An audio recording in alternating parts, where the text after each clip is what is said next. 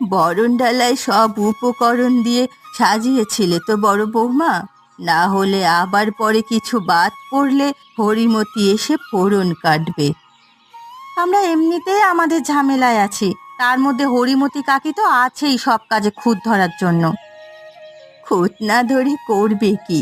তোমার শ্বশুর যে কাজটা করলো তাতে যে কেউই এসে আমাদের কথা শুনিয়ে যাচ্ছে। আমিও সেটাই ভাবছি মা, শেষে কিনা বাবা এমন কাজ করবে আমিও কখনো ভাবিনি। ঠাকুরপো নিজেও তো শিক্ষিত বুদ্ধিমান মানুষ, সে কি করে এই কাজে সায় দিল? আমাদের বাড়ির সব পুরুষেরই মাথাটা একেবারে গেছে, না হলে এই কাজে সবার সম্মতি থাকে কি করে বোঝো না? গায়ের মেয়েই যদি বিয়ে করে ঘরের বউ করে আনার শখ, তাহলে রামকমল কাকার মেয়েকে আনলেই তো পারতেন বাবা। আশেপাশের 10 গায়ে তার সুখ্যাতি। আমার পোড়া কপাল, তা না হলে কি আর গয়া বুড়ির নাতনিকে বিয়ে দিয়ে এ বাড়ির বউ করে আনে তোমার শ্বশুর? চাল নেই, চুলো নেই, জাতপাতের ঠিক নেই, তার উপর ঠিক মতো দুটো খেতেও পায় না। কি দেখে বাবা যে ওই মেয়েকে পছন্দ করলেন? মেয়ে গ্রামে থেকেও পড়াশোনা করেছে, আর সেই মেয়ের নাকি খুব গুণ শুনেছি। দেখতেও নাকি ভারী রূপবতী। দেখতে রূপবতী হলেই তো আর যাকে তাকে এই বাড়ির বউ করে আনা যায় না মা। বংশমর্যাদার একটা ব্যাপার আছে তো নাকি? কে আমার কথা শোনে? বড় খোকাও তো বাবার সাথে তাল মিলিয়ে বিয়ে করাতে চলে গেল। আত্মীয় স্বজনের কাছে আমার নাক কাটা গেল। সবাই শেষে এমন ছি ছি করছে ভিখিরি মেয়েকে বিয়ে করে আনার জন্য। এখনই বাবাদের মন জয় করে ফেলেছে, না জানি বাড়ি আসার পরে আর কি করবে। এই মেয়ে দেখবেন সংসারে অশান্তি বাঁধাবে মা। সেই সুযোগ দিলে না বাঁধাবে? ওকে এক কোণে কোণঠাসা করে রাখবো আমি। রায় বাড়ির গিন্নি হবার স্বাদ আমি ওর মিটিয়ে দেব। আমি আছি মা আপনার সাথে। যেভাবে হোক এই মেয়েকে সব সময় আমাদের নিচে রাখতে হবে। এখন হাতের কাজ সেরে ধান দুর্বা দিয়ে বরণ ডালা সাজাও। ঠিক আছে মা। আকাশের অবস্থা বেশি ভালো দেখছি না খুড়িমা, এবারে আমাদেরকে বিদায় দিতে হবে। এই তোরা উঠে পড়, না হলে বৃষ্টি এলে জলে কাদায় মাখামাখি হয়ে বাড়ি যেতে হবে। এই তো সবে এলে তোমরা সবাই, এখনই আবার চলে যাবে? কোথায় সবে এলাম ঠাকুমা, এসেই তো বিয়ে পড়ানো হলো কয়েক ঘন্টা ধরে, তারপর তোমার হাতে সুস্বাদু খাবার খেলাম, কিন্তু এবারে আমাদের উঠতে হবে। এই ওঠ তোরা, ওঠ ওঠ। সবকিছু গুছিয়ে নিয়ে চল, এবারে বাড়ির পথে যাওয়া যাক। গরুর গাড়ি কি চলে এসেছে? হ্যাঁ বাবা, বাড়ির সামনে দেখলাম গরুর গাড়ি দাঁড়িয়ে আছে। আমার নারী ছেঁড়া ধনটাকে তোমরা সবাই দেখে রেখো বাবা। তুমি কান্না করছো কেন ঠাকুমা? তুমি তো চেয়েছিলে আমার যেন ভালোভাবে বিয়েটা হয়ে যায়। আজ দেখো, গায়ের সব থেকে বড় ধনী বাড়িতে আমার বিয়ে হয়েছে। আর তোমার নাতনি তো দূরে কোথাও যাচ্ছে না ঠাকুমা, গ্রামের মেয়ে গ্রামেই আছে। তোমার যখন দেখতে মন চাইবে চলে আসবে তোমার নাতনিকে দেখবার জন্য। হে হে। আমার নাতনিটাকে দেখে রাখিস দাদু ভাই। এই 3 কুলে আমি ছাড়া ওর কেউ নেই। আজ থেকে ওর সব দায়িত্ব আমি তোকে দিলাম। তুমি কোনো চিন্তা করবে না ঠাকুমা, আমি ইন্দুর ভালো মতো দেখাশোনা করব। রায়বাড়ির আদরের ছোট বউ হয়ে থাকবে তোমার নাতনি, তুমি কিচ্ছু চিন্তা করো না পিসি। বাপ মা মরা মেয়েটা আমার জীবনে সুখ কি জিনিস চোখে দেখেনি। ওকে তোমরা কেউ কষ্ট দিও না। আমরা সবাই ছোট বউয়ের দিকে খেয়াল রাখবো, তুমি কিচ্ছু চিন্তা করো না ঠাকুমা। এই চলো চলো সবাই বেরোনো যাক এবার, চলো। হ্যাঁ হ্যাঁ, এখন বের না হলে তোর মা আবার বকাবকি করবে গেলে। আমরা তাহলে আসি গো পিসি। সব সময় শ্বশুর বাড়ির সবার মন জয় করে চলবি দিদি ভাই। কেউ কখনো যেন খারাপ না বলতে পারে। সবার সাথে মিলেমিশে চলবি। তোর শাশুড়ি যা বলবে সব মেনে চলবি। ঠিক আছে ঠাকুমা, তুমি কিচ্ছু চিন্তা করো না। তোমার দেওয়া শিক্ষা আছে আমার মাথায়। আমি তাহলে আসি ঠাকুমা। যা দিদি ভাই যা। তুই চলে গেলে আমার ঘরখানা একেবারে শূন্য হয়ে যাবে। কি ব্যাপার, এইটুকু পথ আসতে বুঝি এত সময় লাগে? এদিকে আকাশ দেখে তো মনে হচ্ছে বৃষ্টি নামবে। মেয়েটা বোধহয় গয়া বুড়িকে নিয়ে আদিক্ষেতা শুরু করেছে। বুঝলেন না মা, মানুষের মন গলাতে এই ছোট লোকগুলোর জুড়ি মেলা ভার। কি গো রমা দিদি, এই সকালে বেরিয়েছে বিয়ে করতে, এখনো বুঝি বউ নিয়ে ওরা আসেনি? না, আসেনি। মনে হচ্ছে কোন বিদেশ বিভুঁইয়ে বিয়ে দিচ্ছ ছেলের, যে এখনো বউ নিয়ে এলো না। সেই তো এই গায়েই বিয়ে হচ্ছে। আর বলবেন না কাকিমা, কোন কুলক্ষণে যে বাবার মাথায় ওই মেয়েকে বাড়ির বউ করার ভূত চাপলো কে জানে। সাবধানে থাকিস বাপু তোরা, এসব ছোট ঘরের মেয়ে ছেলে কথা জালে ফাঁসিয়ে রাখে সবাইকে। ওই তো সবাই চলে এসেছে, এত দেরি হলো কেন বাবা আপনাদের? বিয়ে বাড়ির রীতিনীতি শেষ করে তবেই না আসবো? তা তোমাদের সব কাজ শেষ তো? হ্যাঁ হ্যাঁ, সব হয়েছে। এখন সরো দেখি, ছোট মহারানীকে বরণ করে ঘরে ঢোকাই। মা, আপনি কি আমার ওপর কোনো কারণে রেগে আছেন? ও মা, মেয়ের কি চোপা গো রমাদে, আসতে না আসতেই শাশুড়ির মুখে মুখে কথা বলে। খারাপ কি বলেছে ছোট বউ? মায়ের মেজাজ দেখে তো মনে হচ্ছে মা রেগে আছে। এত কিছু আমি শুনতে চাই না। নতুন বউকে ঘরের চৌকাঠে দাঁড় করিয়ে এত কথা কিসে শুনি?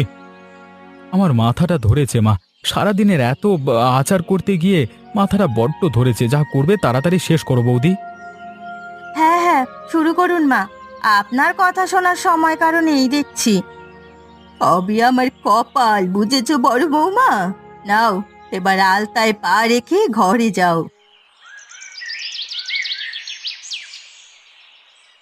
একা হাতে আর কত এই সংসার চালাবো আমি? এবারে তো বউ এসে গেছে বাড়িতে, তবুও কি সব কাজ আমাকেই করতে হবে? দিদি, আমি কি তোমাকে কোনো কাজে সাহায্য করব? আসলে আমি মোটামুটি ভালোই রান্না বান্না পারি। না না বাবু, তোমার হাতের রান্না এ বাড়ির লোকের মুখে রুচবে না। কি নাকি ছাইপাশ রান্না করে রাখবে?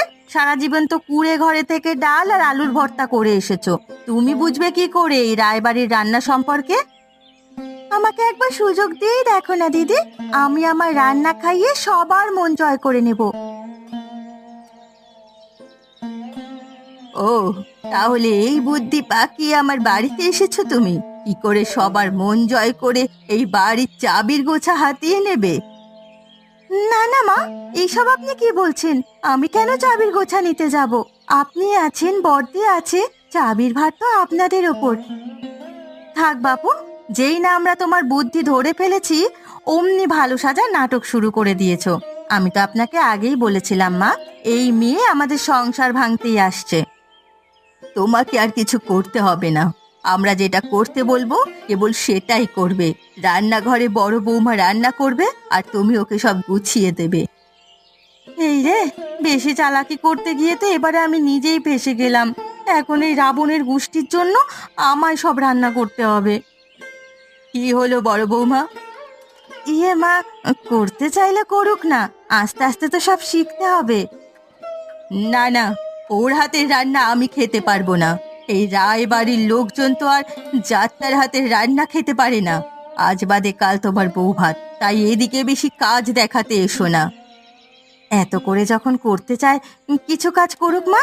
তুমি এক কাজ করো ছোট বউ, বাবার চা জলখাবারটা বরং বাবার ঘরে দিয়ে এসো। ঠিক আছে দিদি, আমি এক্ষুনি দিয়ে আসছি। কি ব্যাপার, আজকে তো সকাল হয়ে গেল, এখনো আমার চা জল খাবার দিল না কেউ। গিন্নি, আরে ও গিন্নি, আমার চা জল খাবারটা আজ কি দেবে না নাকি? আরে ছোট বৌমা, তুমি তুমি আবার এসব করতে গেলে কেন মা? সে কি বাবা, এখন থেকে তো আপনার দেখভালের দায়িত্ব আমাকেই পালন করতে হবে। আমার তো ছোটবেলা থেকেই বাবা মা নেই, এই বাড়িতে এসে আবার নতুন করে বাবা মা পেয়েছি। আপনাদের সেবা করার সুযোগ দিন আমায় বাবা। বেঁচে থাকো মা, বেঁচে থাকো।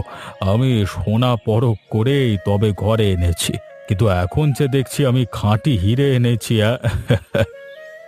সব সময় এভাবেই আপনাদের সেবা করে যেতে চাই আমি। আমাকে খালি আপনাদের পদতলে আশ্রয় দিলেই চলবে। আশীর্বাদ করি মা, জীবনে সুখী হও।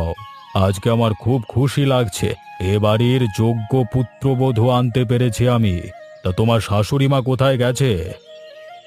মা তো রান্নাঘরে জয়া দিদির কাছে। আমি কি মাকে ডেকে দেবো বাবা? হ্যাঁ মা, তোমার শাশুড়িকে পাঠিয়ে দাও। আমার ওষুধটা কোথায় রেখেছে কে জানে। ওষুধ খেয়ে তবেই খাবার খাবো। ঠিক আছে বাবা, আমি এক্ষুনি মাকে পাঠিয়ে দিচ্ছি। আজকে বেশ জাঁকিয়ে গরম পড়েছে। এদিকে আকাশ মেঘ করে থাকে সারাদিন, রাত শুরু হলেই গরম লাগে। এই গরমে বেশি মশলাদার খাবার খেলে আবার শরীর খারাপ করবে। এমনিতেই তোমার শরীর বেশি ভালো নয়। কাল থেকে তোমার শ্বশুরের জন্য একটু পাতলা তরকারি ঝোল করবে বড় বৌমা।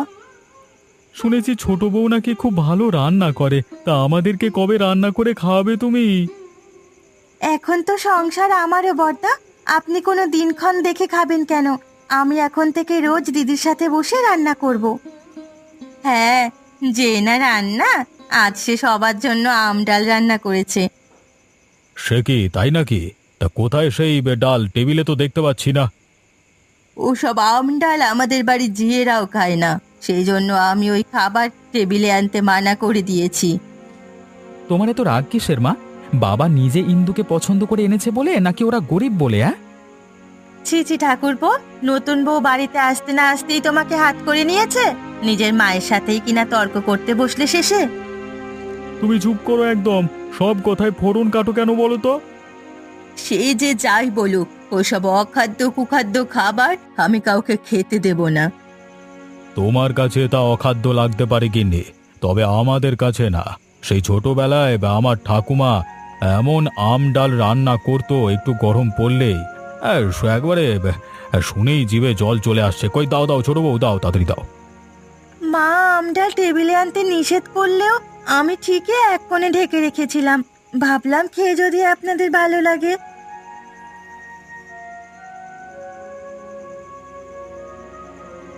ভালো লাগবে কি, আমার তো প্রাণ জুড়িয়ে যাচ্ছে। মনে হচ্ছে আমার নিজের ঠাকুমা আমার জন্য ডাল রান্না করেছে।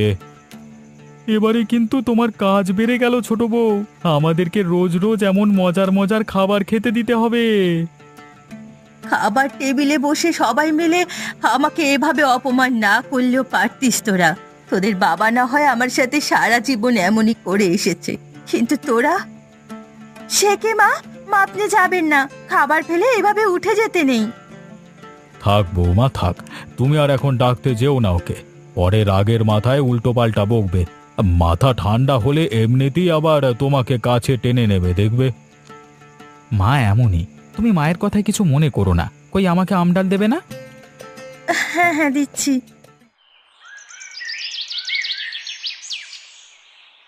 এই নাও, সকালের ওষুধটা খেয়ে নাও। কালকে তো কমলের বউ ভাত, তা কাকে কাকে বলবে কিছু ভেবে রেখেছো কি? আমার কথায় কি যায় আসে তোমাদের? আমি তো এখন সবার চক্ষুশূল। সব কিছুতে এভাবে রাগ করলে চলে না গিন্নি। ছোট বউ খুব লক্ষ্মীমন্ত মেয়ে, দেখে নিও দুদিনেই তোমার মন জয় করে ফেলবে। আর তাছাড়া ছোট বউয়ের রান্নার হাতও অনেক ভালো। হ্যাঁ, ভুলিয়ে ভালিয়ে আমার থেকে সংসারের চাবির গোছা নেবার ফন্দি। ওসব ছোট লোকদের স্বভাব আমার জানা আছে। তুমি শুধু শুধুই ভুল বুঝছো গিন্নি। বাবা, আসবো? আরে ছোট বৌমা, এসো এসো। তোমার কথাই বলছিলাম তোমার শাশুড়ি মায়ের সাথে। এই নিন বাবা, আপনাদের জন্য জলখাবার নিয়ে এলাম। কিছু লাগলে আমায় বলবেন। তা কালকে তো তোমার বউ ভাত, তোমার ঠাকুমাকে আনতে পাঠিয়েছি গোপালকে দিয়ে। সত্যি বাবা, আমারও ঠাকুমার জন্য মনটা কেমন করছিল। যা দেখার এ কয়দিন দেখে নাও, পরে কিন্তু আর দুদিন বাদে ঠাকুমার কাছে যাওয়া চলবে না। ঠিক আছে মা, আপনি যেমন বলবেন তেমনই হবে। আজ ঠাকুমা আসবে শুনে আমার যে কি আনন্দ হচ্ছে। আজ দুদিন হয়ে গেল ঠাকুমাকে দেখি না। চিন্তা করো না বৌমা, একটু বাদই এসে পৌঁছাবে। আসলে আমার এই তিনকুলে ঠাকুমা ছাড়া তো আর কেউ নেই। কখনো আমি তাকে ছেড়ে কোথাও থাকিনি। থাকুনি, এখন থেকে থাকতে হবে। মন শক্ত করো বাপু। আর হ্যাঁ, কাল বউ ভাতে কিন্তু তোমাকেই রান্না করতে হবে। কি দিয়ে কি রান্না করবে সেটা ভেবে রেখো। ঠিক আছে মা, আমি এখন আসি তাহলে, আপনারা খেয়ে নিন। ভাগ্যিস তুমি সর্ষেগুলো দেখেছিলে ছোট বউ, না হলে আর কদিন বাদেই তো নষ্ট হয়ে যেত। আর নষ্ট হলেই মা আমাকে বকা দিত। আমি তো কাল বউ ভাতের রান্নার আয়োজন করব বলে এগুলো বের করতে গিয়ে দেখি এমন হয়ে গেছে। তবে একটু রোদে শুকোলেই ঠিক হয়ে যাবে বড়দি। দিদি ভাই, আমার দিদি ভাই কোথায়? দেখ, আমি চলে এসেছি। ওমা ঠাকুমা, তুমি চলে এসেছো? আর আমি সে কখন থেকে তোমার পথ চেয়ে বসে আছি। তোকে দুদিন না দেখেই মনে হচ্ছে কতকাল আমার সোনা দিদিকে দেখিনি। তোর জন্য একটা মিষ্টি কুমড়ো নিয়ে এসেছি দিদি ভাই। ও মা, বউ ভাতের জন্য মেয়ের বাড়ি থেকে মাছ মাংস নিয়ে আসে, আর তুমি কি না কুমড়ো নিয়ে এসেছো খুড়ি? মা, ও মা, একবার বাইরে আসুন, দেখে যান আপনার ছোট বউয়ের বাড়ি থেকে বউ ভাতের বাজার এসেছে। কি হয়েছে বৌমা, এইভাবে ডাকছো কেন আমায়? দেখুন মা, আপনার ছোট বউয়ের বাড়ি থেকে বউ ভাতের বাজার এসেছে। ছে ছে ছে ছে, বাণিজ্য তার কিছু রাখলে না তোমরা আমাদের। পাড়া পড়শিরা দেখলে আমায় থু থু করবে। আমি গরিব মানুষ মা, দিন আনতে দিন যায়। আমার তো বাড়িতে উপার্জন করার মানুষ নেই, তাই হাতের কাছে যা পেয়েছি সেটাই এনেছি। থাক, ছোট লোকদের কাছ থেকে এর থেকে আর বেশি কি বা আশা করতে পারি? কাল মেহমান এলে এই কুমড়ো দিয়ে কি রান্না করে দেবে সেটা তোমার উপরেই ছাড়লাম ছোট বউ। শুধু কুমড়ো দিয়ে আমি কি রান্না করে দেব মা? সেটা আমরা কি জানি? অতিথিদের মন জয় করতে পারলে তুমি পরীক্ষায় পাস।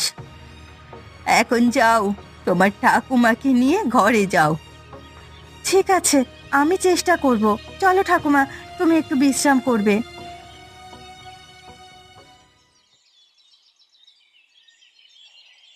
মা তো আমাকে কেবল তোমার আনা এই কুমড়ো ধরিয়ে দিয়ে গেলেন। এই দিয়েই নাকি পদ রান্না করতে হবে আজ আমাকে। আমিও তো চিন্তায় পড়ে গেলাম রে দিদি ভাই। তোর বাড়িতে এসে কি তবে ভুল করে ফেললাম নাকি? এখন কিভাবে কি করব সেটাই তো ভেবে পাচ্ছি না ঠাকুমা। আজকে রান্না করতে না পারলে মা আমাকে আরো কথা শোনাবে। কুমড়ো দিয়ে তো অনেক পদই বানানো যায়, তবে এমন কিছু বানাতে হবে যেটা খেলে সবাই বাহবা দেবে।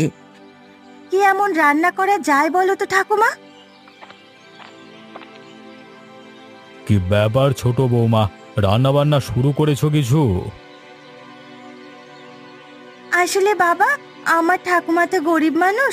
আজকে তো মেয়ের বাড়ি থেকে বাজার নিয়ে আসতে হয়, কিন্তু ঠাকুমা কেবল একটা কুমড়ো নিয়ে এসেছে।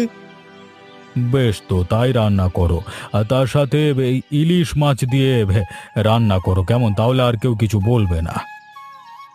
এবারে রান্না করতে পারবি দিদি ভাই? এই কুমড়ো আর ইলিশ দিয়ে দারুণ একটা রান্না হবে।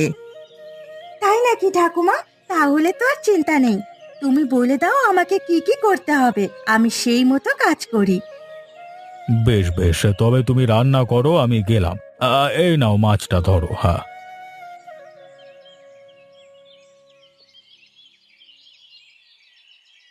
সে কি ঠাকুমা, কুমড়োর খোসা না ছাড়িয়ে তুমি এভাবে মুখ কেটে ভিতরে গর্ত করলে কেন? ডাব চিংড়ি ঠিক যেভাবে রান্না করি আমরা, ঠিক সেভাবে কুমড়ো ইলিশ রান্না করব। ও আচ্ছা, তাহলে তো খেতে বোধহয় খুব মজা লাগবে। হ্যাঁ, ইলিশ মাছগুলো কেটে ধুয়ে নিয়েছিস তো? হ্যাঁ গো ঠাকুমা, মাছগুলো কেটে ধুয়ে তোমার কথা মতো সর্ষে, পোস্ত বাটা, লঙ্কা বাটা দিয়ে মেখে রেখেছি। বেশ, তাহলে এখন এগুলো সব মাখিয়ে সর্ষের তেল দিয়ে এই কুমড়োর মধ্যে চালান করে দে। কিন্তু এটা আবার আগুনে পুড়ে যাবে না তো ঠাকুমা? আমার তো ভয় করছে। না রে মেয়ে, পুড়বে না। একবার তোর দাদুকে আমি এই রান্না করে খাইয়েছিলাম, সে কি প্রশংসা! সারা পাড়ার লোককে বলে বেরিয়েছিল। তাহলে কি আজকে আমার রান্নাকেও সবাই প্রশংসা করবে ঠাকুমা? করবে বই কি। আজ থেকে এই বাড়িতে তোর অবস্থান পাকা পোক্ত হয়ে যাবে দেখবি। নে নে, আর কথা না বাড়িয়ে রান্না শুরু কর দেখি। হ্যাঁ হ্যাঁ, তাই শুরু করি। সে কি বড় বৌমা, সবার পাতে ভাত দিলে কিন্তু তরকারি দিলে না কেন? তরকারি রান্না হলে তবে না দেবো মা। ছোট বউ তো তার কুমড়োর তরকারি নিয়ে এখনো এলো না। তুমি গিয়ে না হয় একটু দেখে এসো রান্না কত দূর হলো।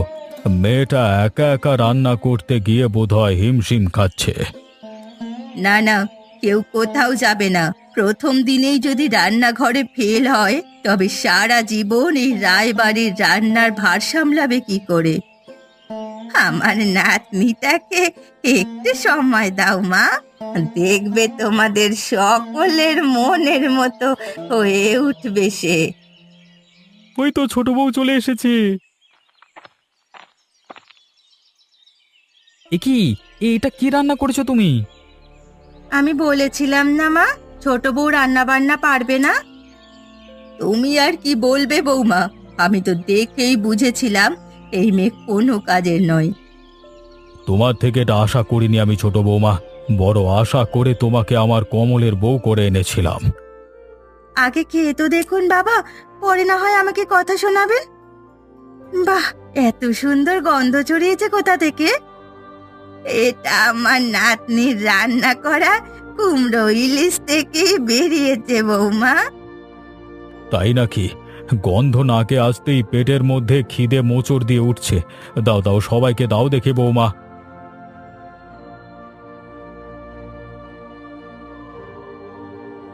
আহা, এমন খাবার আমি জীবনেও খাইনি কখনো। কিভাবে রান্না করলে তুমি ছোট বউ? সবই আমার নাতনির হাতের গুণ।